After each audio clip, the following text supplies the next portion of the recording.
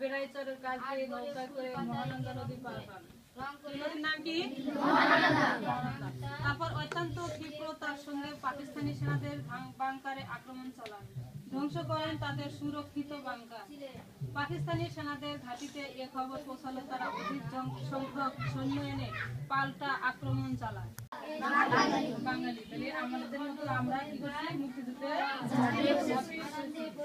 সারা বাংলাদেশ স্বাধীনতা পাকিস্তানি সেনাবাহিনীকে